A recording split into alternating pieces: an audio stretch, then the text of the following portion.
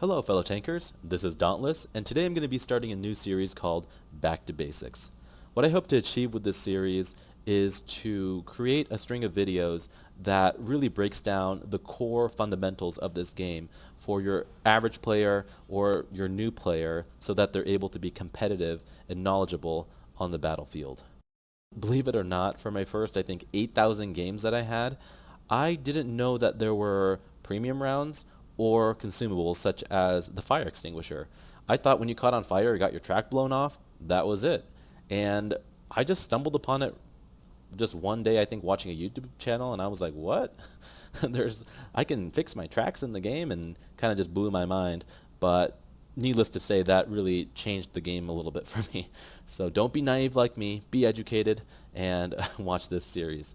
So the first episode that I want to air is how to increase your experience gain, or how to maximize the experience you gain in battle. This is a very common question I get asked, especially by new players that are grinding through some of the more painful tier 5, tier 6, tier 7 tanks that are just not competitive, or so they think, and they just want to hurry up and get to tier 10.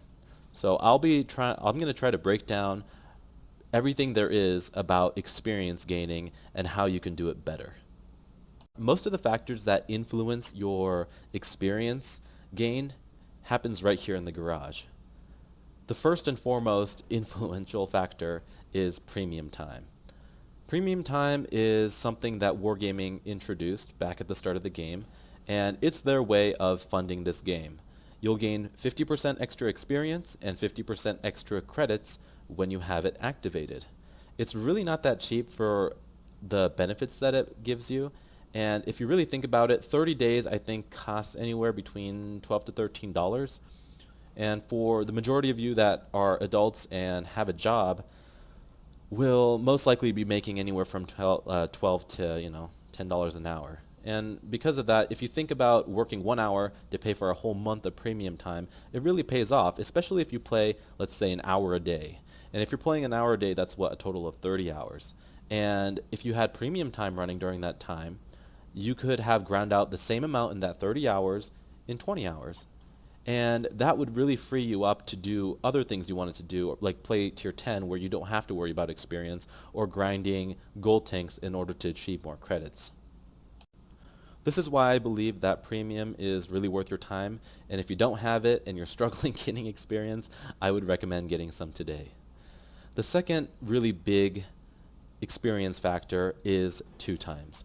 2 times is indicated by a little marker right on the top right corner of your tank icon, and it allows 2 times experience for the first victory of every day. So to take advantage of this, instead of grinding 1 line at a time, I would recommend grinding 2 or 3 different lines that look interesting to you. You can really focus in on 1 line and play a majority of that line during your day as you're playing, but leave the other 2 lines kind of on the back burner and just play 1 victory per day with those vehicles, and by the time you get to the tier 10 of the first line that you're grinding, you'll be at tier 5 or tier 6 with the other vehicles, and it'll really kind of mix things up and speed the process along. The third large factor that has a big influence over your experience gain is personal reserves.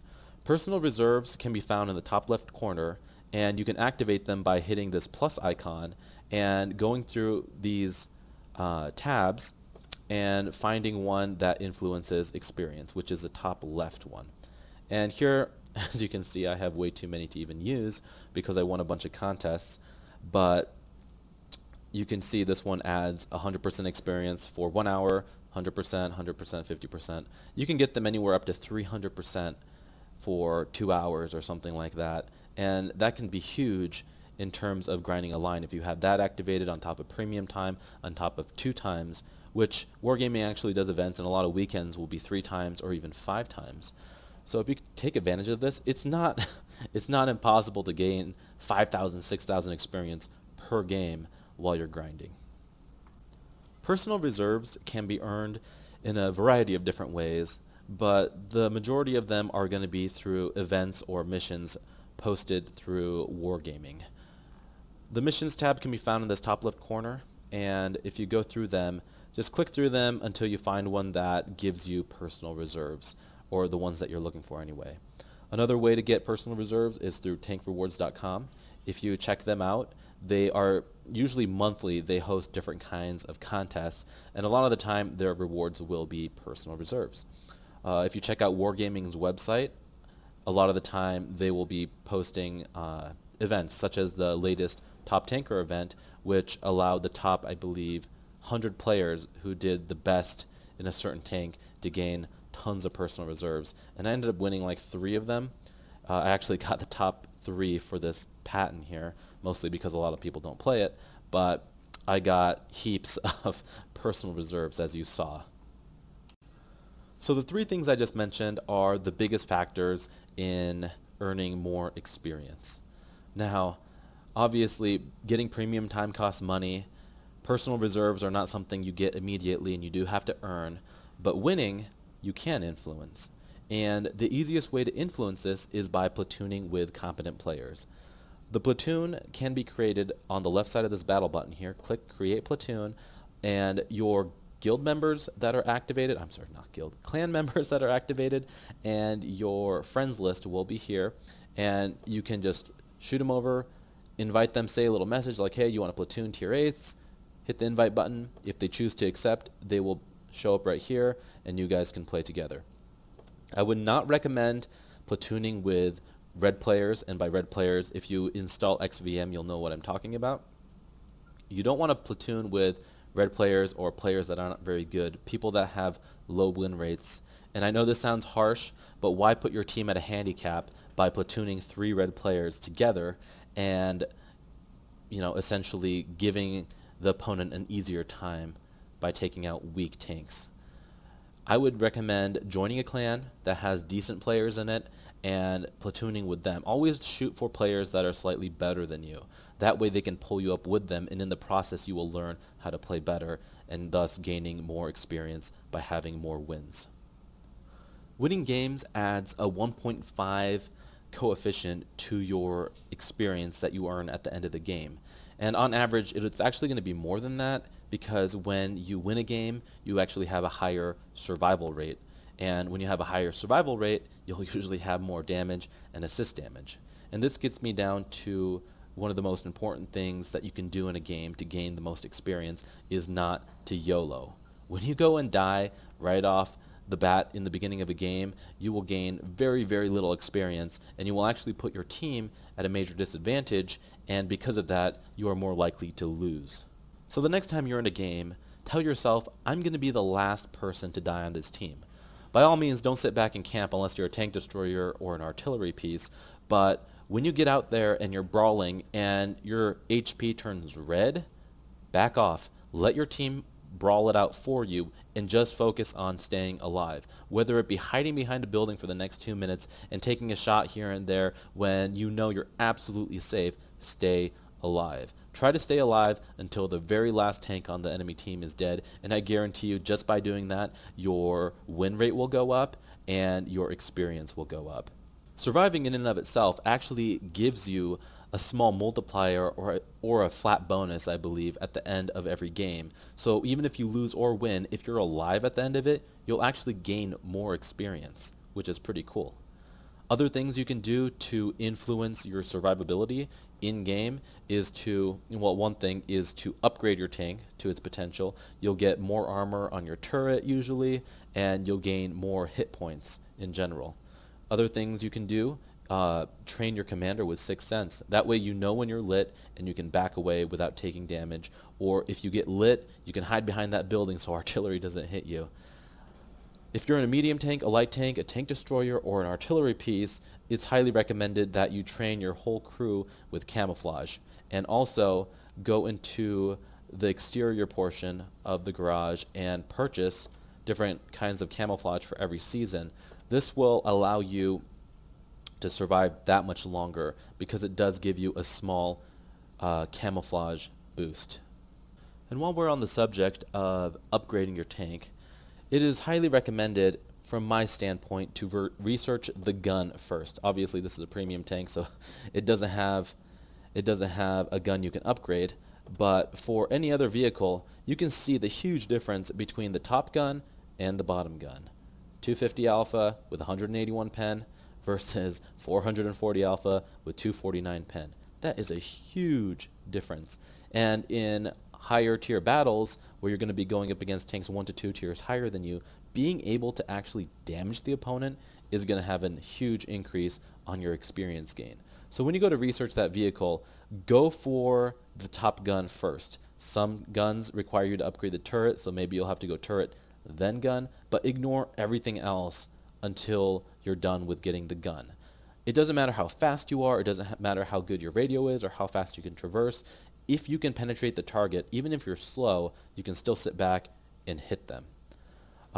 If your gun is too heavy and it requires you to upgrade the tracks, all you have to do is go into your equipment and purchase the enhanced torsion bars. These can be purchased for relatively cheap. I try to buy a lot of them, or one of every type of them, during events where they're half off, and I'll keep them on reserve so when I'm upgrading a new tank, I can immediately mount that, and then I don't sell it when I'm done with it, but I actually demount it for 10 gold, and I'll save it for when I need it for my next vehicle. Another piece of invaluable equipment that you can put on your tank is optics. Now, there are mixed feelings about optics among good players, but it's something that I actually have on every vehicle in my garage. Whether it be a heavy tank, a light tank, you'll notice that they all have optics. Even my premium tank, even my tier 10 heavy, the 113, I'm running optics. Now, you might be like, why would you do that? It's a heavy tank.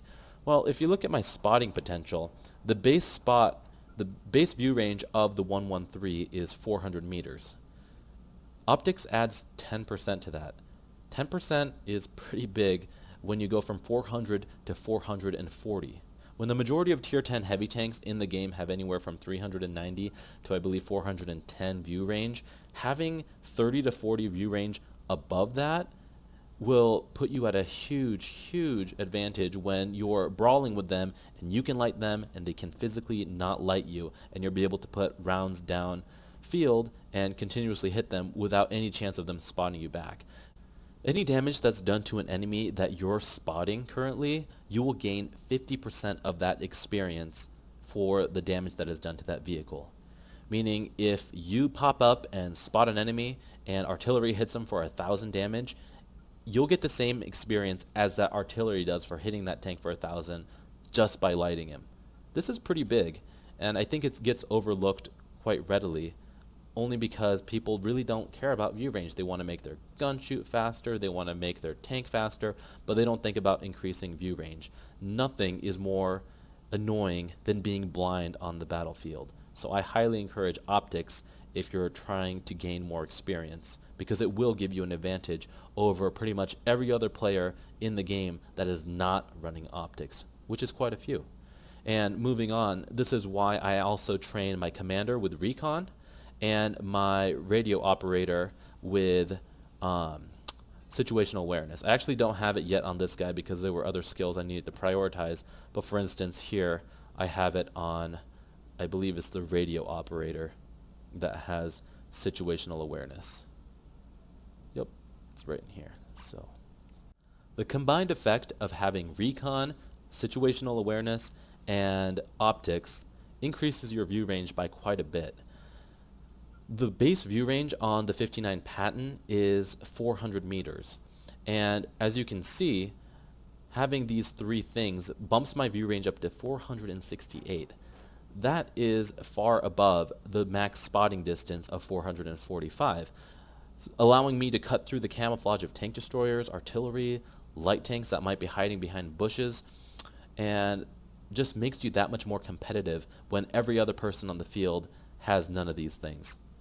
Like I mentioned earlier, when you spot a vehicle and your allies damage it, you gain 50% of that experience. That means that if you are able to spot the enemy yourself, you will gain 50% more experience than if an ally lit it for you. That means that having these view range perks actually benefits you not only in being able to spot enemies for allies, but also spotting enemies for yourself. This leads me to my last point, which is assist damage. This, again, is another thing that is highly overlooked if you ask me.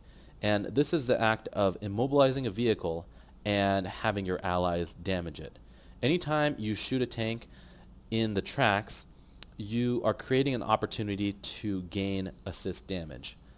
Any tank that is shot in right here on this, I believe it's called the wheel well, and in the back wheel well, it's almost a guaranteed track. So start taking those shots more often if you have the opportunity. This is also really helpful when you're in a tier 10 game, let's say in a tier 7 light tank or in a tier 8 medium tank, and you're having a really hard time penetrating that IS-7. All you have to do is shoot it in the track and let your allies kill it for you. Or if you're in a situation where it's getting close to the end of the game and your allies have 1 or 2 heavy tanks surrounded, if you go in there and pop it for 250, you're going to get the experience for 250 damage that you did. But if you shoot them in the tracks and it's full life, you're going to get the experience for 2,000 damage. That's pretty big, just because your damage that you do and your assist damage is counted as the same. In the years that I've played this game, I've slowly stopped relying on auto-aim, and I actually manually aim. That way I can get those good track shots on enemies, which gives me an advantage over players that do use auto-aim and just pray to RNG that they're able to track the enemy. If you're uncomfortable with this without using auto-aim and you're not really confident in your skills of being able to track an enemy and being able to hit the wheel well every time, I would recommend loading more HE than you normally do. Load 10 rounds of HE and then start practicing shooting at the track of vehicles. If you go up against an IS-7 in your IS-3 and you see him and you know you're going to have to go engage him and you have some allies to support you, pop that bad boy in and go up to him and shoot him in the track with HE. It's almost guaranteed to track him, and it'll keep him there for about 8 to 10 seconds, and your allies will be able to put rounds in him, no doubt. It actually gives your team an advantage when a vehicle is immobilized because it won't be able to turn its frontal armor towards the person that is shooting at them, and it also gives you more experience. If you're in a situation where you can't see the tracks and you're shooting at a tank's turret and you have no way of actually going through it with your tank, load a round of HE and shoot him right in the gun. If he's looking right at you like this and it's an IS-7 and he's hull down and you're in your IS-3, just shoot him right here with HE. There's a great chance you're going to knock out his gun, and that counts as critical damage. And if you didn't know, for every critical damage you do in the game, you actually gain a small bit of an experience. Just like tracking, well, tracking gives you assist damage, but tracking a vehicle altogether also gives you a small experience boost. So being able to take out the gun will also count as an experience boost. So next time you're in a situation where you see a broadside tank like this, and you have all the time in the world to aim, and you have a chance to shoot here or shoot here, try going for the turret shot. The turrets of vehicles usually have ammo racks, they have the commander, they have the gunner, and if you put a round into the side of their turret, you're going to mess them up a lot more than if you shoot them in the body of the vehicle. And killing crew members, and again, critical hitting modules, will give you more experience. So whether you're a new player or a veteran in World of Tanks, hopefully this video had something in it for you that allowed you to think, oh, I've never thought about that before, maybe I'll try doing that, and will help you in the long run becoming a better tanker. You do all of these things that I told you, and you'll gain actually more credits too, because the credit coefficient and the experience coefficient are very, very closely tied together. I've employed these tactics personally for a while now, and as you can see if you go to my service record, it's helped me get over 1,000 experience per battle. That actually places me in the top 200 players in terms of experience per battle in all the tankers in North America. That's a pretty big achievement, even though obviously I do have only 4,500 games on this account, but it does say something about how I play. Before I let you go, I'm actually going to show you some quick replay footage from my 59 patent showcasing how to track enemies and exactly, what the potentials are on the battlefield. In this clip, you'll be able to see how tracking an enemy is not only beneficial for experience gain, but it can actually help you survive. So the map is Winterberg, and I'm pushing up, and I see this AMX M4 49 ton in front of me. This is where I do employ auto-aim. I turn around, but as you can see, I was not able to penetrate his turret. And those are the downsides of auto-aim. So I'm going to try to track him here. I end up missing, but I'm going to go ahead and reload really quick, and I'm going to track him out in the open. This is really crucial right here because if he was able to push into this corridor with me, my allies would not have a chance to damage him. By tracking him, I'm also getting assist damage, but I'm also surviving. My allies that are up in the, the 9-0 line are able to get shots because I was holding that tank in place.